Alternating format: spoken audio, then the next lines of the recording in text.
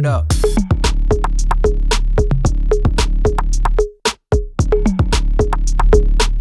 Assalamualaikum everyone.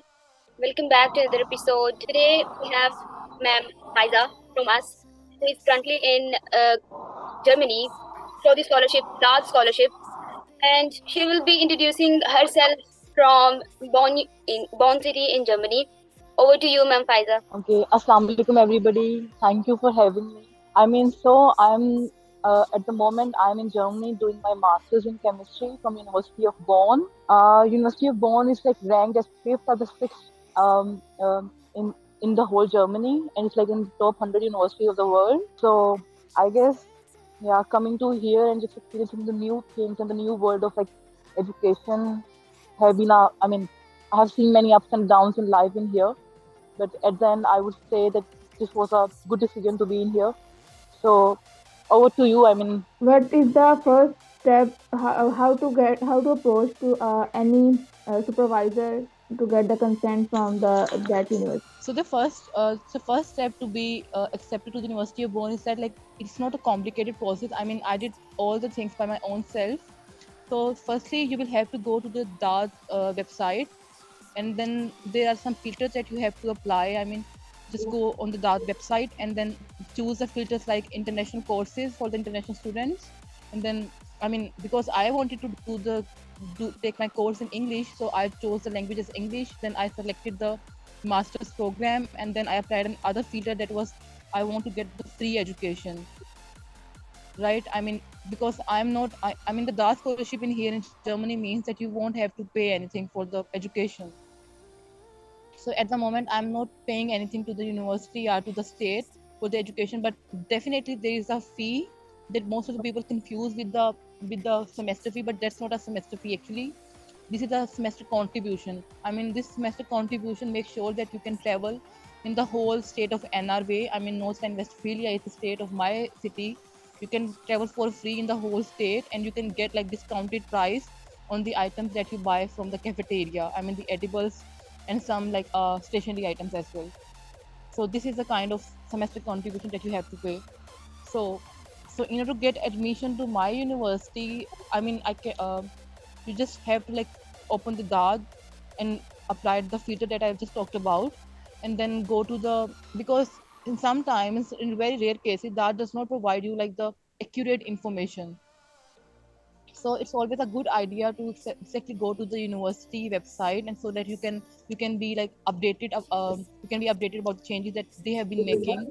So like in my case there were some issues like dad was not sure that whether my university is offering this course once a semester, once a year, or twice a year. So I had to go to the my university website, and then I got the idea that it's like offering the course like twice a year. So for getting into my university, you just have to get the English proficiency certificate. I mean, that should be enough. I mean, you don't have to go for the IELTS particularly. IELTS is sometimes the issue that the embassy creates, but most of the time it's not the case. So, and the other thing is that you should have that, you should just close the threshold. I mean, you should, I mean, in German grade, it's like something, you should have the CGPA as 2.5, because they consider like 1 as the best achievable grade. So I guess in Pakistan, I mean, I'm not sure what would be it in Pakistan, but you can always convert, and there are like many websites from where you can choose like how to convert your grade into German grade. And then you should have some credit points in the particular fields, like we should have some, I mean, we should know all the very major fields of chemistry, like physical chemistry, quantum chemistry. I mean, quantum chemistry is sometimes not like taught well in Pakistan, I mean, as per my experience. But you should be well aware with the organometallic chemistry, some like you should have lab experience. You should be aware of inorganic chemistry, I mean the basic fields of chemistry. You should have secured some credit points here. And then you should because there is a performa, I would say, a document that you need to like submit to the university. And you will submit and you will submit along with your transcript that particular document as well, where you will write by your own self that what particular modules did you take, and how can you say that these particular modules are incoherent with the courses that are being offered in the university. I mean, like for my case, you should have some credit points achieved in organometallic chemistry or organic chemistry, inorganic chemistry, analytical chemistry, physical chemistry, and you should have some credit points secured in the laboratory work as well. Although the plus point in University of Bonn is that because I know like most of the universities in Pakistan do not like ask you to do the thesis in the bachelor. So I mean this is relaxing in here that you don't have it's not mandated that you have to do the bachelor thesis to get admission to University of Bonn because they would I mean at the end after you get in the admission they will train you that way that you will be even better than the people who did the bachelor thesis. Is there any requirement for the research proposal or a statement of purpose for the admission? I mean, for the master, it's not like a mandatory thing. I mean, it's not even a necessity. It's not even a requirement. But you have to write a very good letter of motivation. I mean, in the letter of motivation, you must have like you must state a bit about your academic background. And after stating a bit about academic background, you should tell them that okay, what do you want to do after being done with the master studies here. I mean, basically, I would say you should write in the LOM that what would you do in the master thesis and what motivates you actually. So this is only the letter of motivation that you have to do, and just you also require some like letter of preferences from your previous professors, so that the people who let you be in the university they know that they have made the right decision. But there is no such thing as like the research proposal because I Okay. guess research proposal is most of the time the case in the PhD studies, not in the Okay. masters. Okay. As far as we know, the Germany offer free of cost education. Then why DAAD is specifically we choose the getting admission from the DAAD and any other platform. Why not we choose the right way from the university website or any other? Why DAAD? uh, I mean, because DAAD is a kind of platform that would like provide you with the information. If you just put in your course, it will give you the results of all the universities. I mean, you just put some filters and it will provide you with all the university that offers your desired course.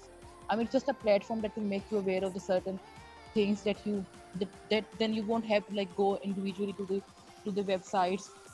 So you can just get the idea. I mean, I guess you can get 70 or 80% of the basic idea from the DAAD website because it will provide you with all the like requirements that you need to fulfill to get into the particular university, right? And I mean all the fee and all the like the academic their the sketch of the I mean how to say it, like the modules that you will be pursuing after getting into this. I mean, DAL is basically a platform that will provide you with 70 or 80% of the information that is required by you to be into the university. I mean, when I say that you have to particularly go to the website of the university, it's just for being 100% sure. Otherwise, DAL is kind of 80% okay with all the necessary information. I mean, this is just a platform where you just put in your desired course and you will be able to know that okay, which university in Germany and in which state, and if it has free or if it has like particular courses or if it has some internships, it will provide you all the information at one platform. So that's why that. Okay. For last question from my side, the total budget for the whole education. Education is free. I mean, your traveling is free in here. You can get the food in the discounted price from the cafeteria here. The thing is that but you will have to do because you will have to do like you will have to afford your own living expenses. I mean, paying the rent of the dormitories because students basically who are coming from the other countries, I mean the international students, they basically they prefer to live in the dormitories. They're quite cheap. So this is something by the government of Germany. I mean the government of Deutschland that they offer like very free, very cheap residence to the international students. So you can just come to the dormitories, and the budget would be like because it depends. I mean it depends upon the rate of a particular currency.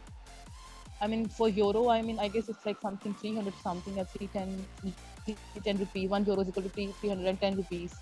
So you can just estimate. But for university does not want you to like to have like to show them the bank statement and to show them your budget. But for the embassy, I guess it's around 11,000 euros. I mean, in the beginning, it seems like a big hurdle for the students coming from the very middle class background, that okay, how would they afford this particular thing. But honestly, if you just like maybe just borrow this money from somebody you know, and some of your friends or some of your relatives, or maybe the bank loan, you can just like when you come in here, you can just do the side job, and you can just make the same amount of the money and can just return that particular money. I mean, money is not a problem. Germany is actually very famous about the life and study balance. I mean, they allow you to work and they allow you to study as well. So, in this state, in Germany, when you work somewhere, the employer is actually responsible, and it's something mandatory for the employer to adjust the students' schedule of working according to the students' feasibility. I mean, you can make money and you can just return the money. Although in the beginning it feels like a big hurdle that okay, how would you get the 11,000 euros? Because I know it's a lot in Pakistani currency, but it's worth it. Okay. Ms. Faiza, is there any need to notarize the documents from Notary Public or from the Uh, HEC or from board?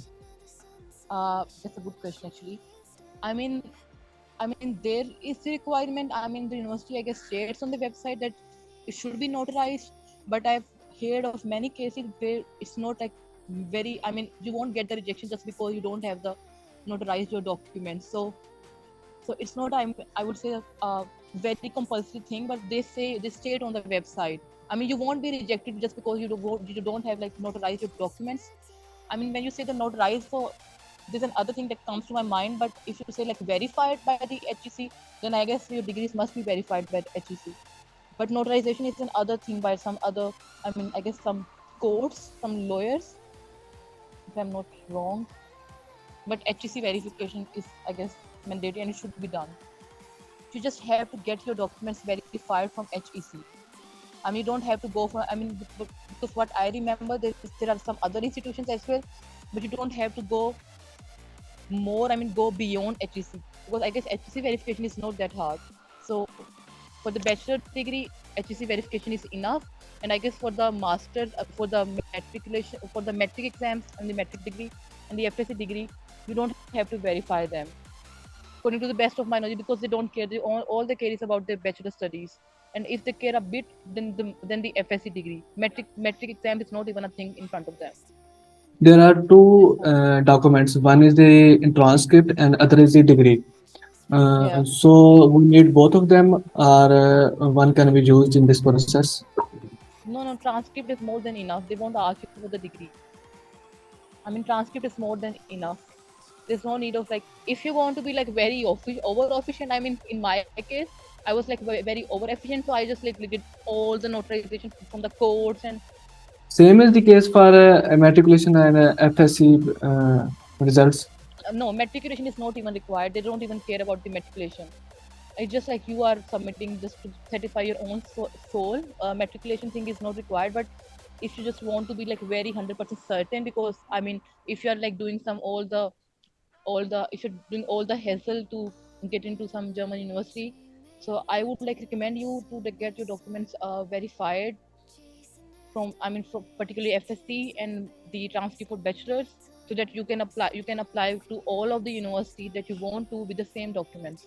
Because in my case, my university does not want you to post the documents. You can just like uh, take take the picture, and I mean, you can just scan your document and send it to my university. You don't have to like even do like pay €1 or like 1 rupee for getting the admission in here. But matriculation thing is not required. But for FSC, you can do that, but it's not. I mean, it's not a compulsion. Because when I was applying to so many universities, so I made sure that my documents are like up to the level that I don't get rejected because of my documents. So I got everything done because I was applying to so many of the other universities as well. So it will be a plus, or it will be something that you are giving your 100% if you just get your FSC also verified by your board, and then comes another board after you get the verification from your board. So first step is go to the DAAD website and search Uh for huh. scholarship. Yeah. And Yeah. second is the apply for it. Is there any need for I'm acceptance letter or not from the acceptance as to from where? from the professor of university where No, no, we no, want to no, no, apply? no, no, no, because no, no, no, because this is not a PhD thing. this, because I am a master student. For for PhD, definitely you will be needing a acceptance letter. The letter of consent from your particular respective professor. But for the masters, it's not required. You just have to pass. You just have to pass the threshold that a particular university has set for the students to be into their university, and then you are like well to go. There's no acceptance letter that is required by your professor and any other person. Reference letter is a thing for some universities.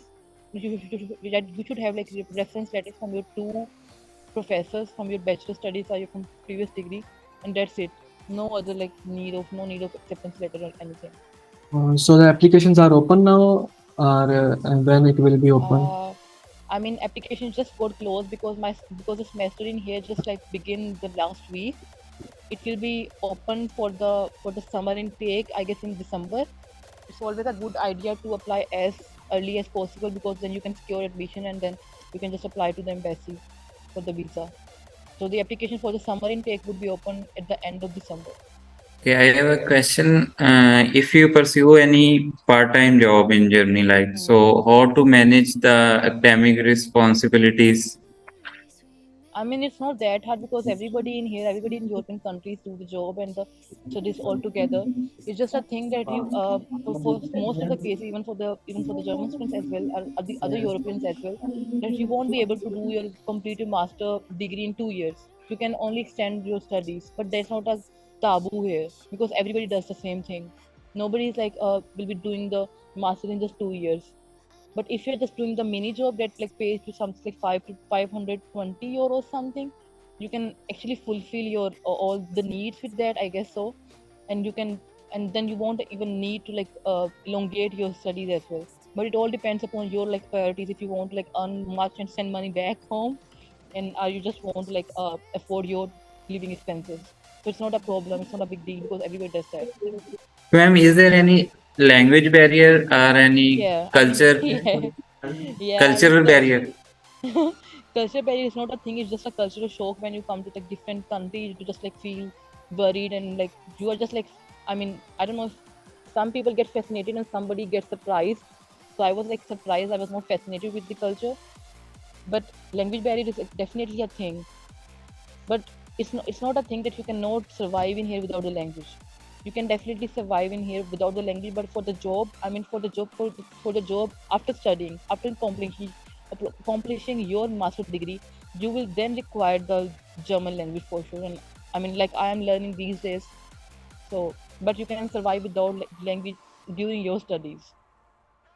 But you should be sure that after getting your master degree done, you will have like a you will have like particular level of German that you can secure a job in in your field after your degree. So, is there any commitment for the job? Like, you have to do the job, or is there you have choice to do the job? It just like depends. Like for me, in my case, I didn't do the job. Right now I am doing the job, but I didn't do the job. Like it's been a year and more for me being here, but I didn't do the job because I was just relaxed and I knew that I need to study and job comes later. But there are people who just comes and just after 2 or 3 days they just get a job and start doing the job. And the other thing that I would like to clarify, like in Pakistan, like in other like Asian countries like India and Bangladesh, this is a thing that okay, oh, somebody's working in a restaurant, oh, that's very bad. Somebody's working as a receptionist, oh, that poor guy. It's not a thing in here. These jobs are referred as student jobs here, and nobody is going to look down upon you because everybody has the same respect. You will be treated the same way as they treat the manager of a particular company. I would say that because these are regarded as a student job, so you don't have to feel like okay, you are working in a restaurant or you are working in a reception as a receptionist. I mean, these are the jobs, and this is not a commitment. You whenever they make a schedule, your employer make a schedule. They ask you, okay, when are you feasible and when it is convenient for you to work, because you are allowed to work 20 hours per week as a student in here. You cannot work longer. The legal thing is like you should work only 20 hours in a week in a week in here. Question is how the campus life is university life is different, like in Pakistan, in Germany. I would say, I don't want to sound as negative, but the people in here, like Germans, are really considered as a bit dry, not so warm. But when you like be friends with them, they are like the amazing people. What I have experienced. initially I had problems with making friends, but when I became friends with people, I mean, they are way better than the people we have in home. We have at our home country. So the campus life is like kind of very cooperative. There's some organizations. There are some places in the campus and in the university where you, if you need some kind of help, you can just go to them. Even like if you just need your help with the counseling, with your studies, that how do you want to which courses you want to take now, and you want to you would tell them, okay, you want to complete your degree in this particular period of time, and what should you do. And there will be people who are helping you in this regard because they are like particularly there for you. Then there are doctors as well, I mean the psychologists that will help you to like have a good mental health. And then there is student council as well, that will try to help you as much as possible with the contents they have from the previous years of the same module that you are doing now, or previous exams. And then there's also a bit of the discount for the, I won't say discount, I mean something like if you buy a laptop or something, you will get some discount on your student card. So I mean there are many positive things in here, but the only thing is that like in the beginning it will be it's going to be hard, but you should know that okay, the hard work is the key basically, and being patient and just being confident and positive. This would be a thing that would lead you to success. Otherwise everything is Okay. like, I mean, quite positive in here. Kumam, are you allowed to participate in extracurricular activities or Yeah, internship programs? yeah, you are more than welcome to like participate in the extracurricular activities, because most of the time I would be very honest, because most of the time the people in here, they prefer either, I mean particularly international students, they prefer either studying or doing the part-time job, so they don't do that much. But you are more than welcome to do the extracurricular activities. And internship is also a thing that you can do. I mean right now I'm also working as a in a lab, in a research thing, and I'm working with some bachelor students. Thank you so much, ma'am. It was a wonderful conversation. Over to Naila. Yeah, Thank you so much, Faiza, for having us. And in a busy schedule, you are allowed, even the exchange programs are allowed. I mean, if I'm studying in Germany but I want to go to some other country for 3 months or 4 months, and if my university gives me this facility, I can also build that. I mean, I know some friends from India and a friend from Pakistan. They were studying with me, but now for 3 months they are into some other country for doing the internship. okay, thank you so much. Have a good day. So Thank you so much, ma'am. Thank you so much, ma'am. That's all for today's just meeting. my pleasure, just my Okay, pleasure. Allah Hafiz. Thank you. Allah Hafiz. Allah Hafiz.